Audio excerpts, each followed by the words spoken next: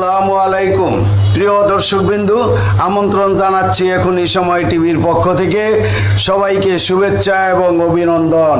শুরুতেই থাকছে আন্তর্জাতিক সংবাদ শিরোনাম।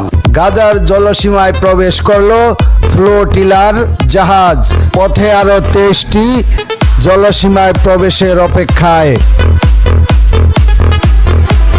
ফিলিস্তিনের গাজার জলসীমায় গ্লোবাল সমুদ্র ফ্লোটিলার একটি জাহাজ প্রবেশ করেছে।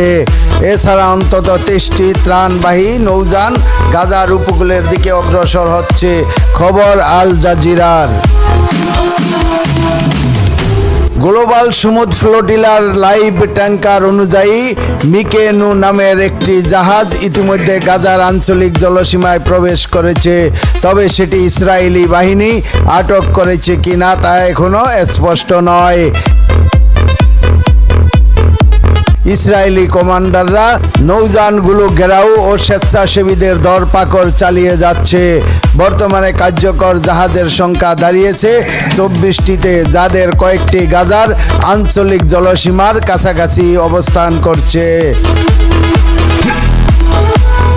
গ্লোবাল সমুদ্র ফ্লোটিলা সমুদ্রপথে গাজায় ত্রাণ নিয়ে যাওয়ার একটি বৈশ্বিক প্রচেষ্টা।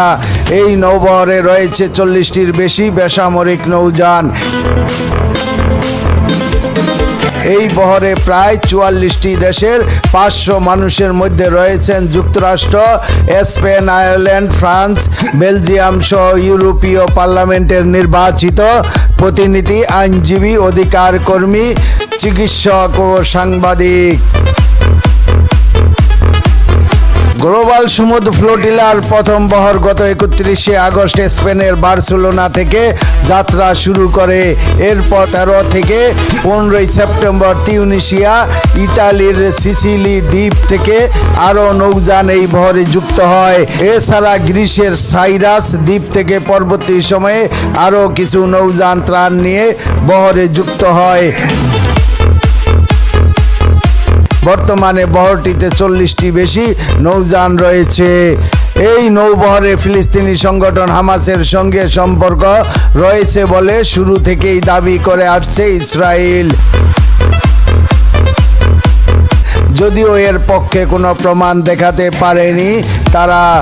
যাত্রাপথে কোনো বাধা না পেলে নৌবহরটির স্থানীয় সময় আজ বৃহস্পতিবার সকালেই গাজায় পৌঁছানোর কথা ছিল। দর্শকবৃন্দ, আজকের প্রতিবেদন এই পর্যন্তই শেষ করছি। আমি মনসুর রহমান পাশা, এখনই সময় টিভি। আল্লাহ হাফেজ।